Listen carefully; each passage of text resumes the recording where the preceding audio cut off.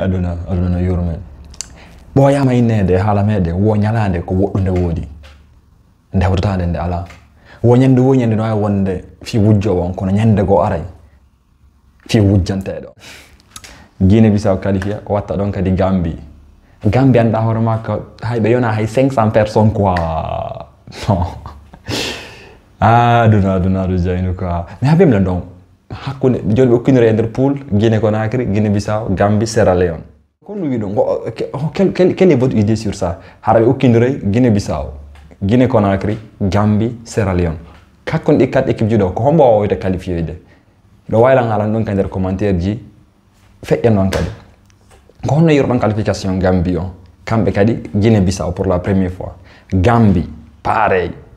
Sierra Leone kany kan no kasano arde on espère bien que vraiment les Lions vont se qualifier on l'espère bien puisque si Sierra Leone qualifie Freetown won tay New York dum on c'est sûr et certain Sierra Leone da horema hon équipe mabbe foko yaabe nanga be liddi ko on ko fejjanno ko payle Guinée fejjina be yimbe ko ka on ka frontière pamala ko be woni adu jenabe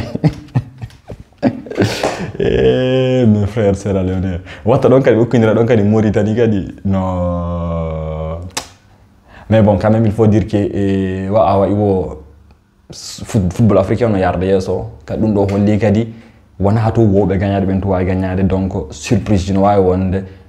dum do tun kadi do wakadi encourager équipe jidi fo woni équipe jini woni équipe jito so ki puisque hande ka Comore qualifie ka Guinée Bissau qualifie Mauritanie qualifie on Gambie qualifie on espère que aussi Sierra Leone kambe kadi be qualifier entre Cambe et Benin donc Benin se qualifie donc c'est normal Benin fo no wobe yude be mari grand joueur mais si ko Sierra Leone qualifie payre yaade nangal li fejjina be yimbe frontière ji no hare adna weli gonkente ko aduna welu ko laakara buri yirde évolution ballon en Afrique puisque hande sa lardo coupe d'Afrique on do ardo ko divo do ko Sierra Leone to no Sierra Leone se qualifie e yahi éliminer ngene mi non mi non day ko alpha mi namo yo éliminer Guinée quoi puisque Sierra Leone wata qualifié de Guinée Bissau qualifié ya Guinée kan kadi ya jouer donc non c'est impossible non mais si Sierra Leone qualifié tout mi yo ka internet promis hein non je rigole les gars je rigole mais quand même yayi nyalande ko wonde wonde hewtata ala hande ko nyalande Bissau non no Bissage ben donc la ande réaction Guinée Bissau mi burta nyina tumbo ay wadum do si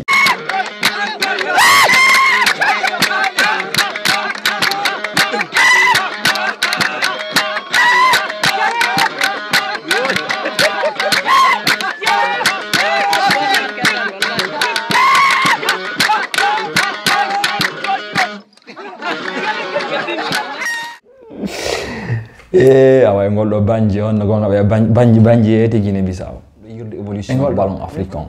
dans le sens que hayso ndema hena hide yarti bawo mais quand même ballon on hikay kano hollude Mauritanie qualifie Comore qualifie Guinée Bissau yehi no gasa Sierra Leone kadi qualifie no don no hare woni catastrophique Sierra Leone yaha Coupe d'Afrique non Freetown hare wonti New York.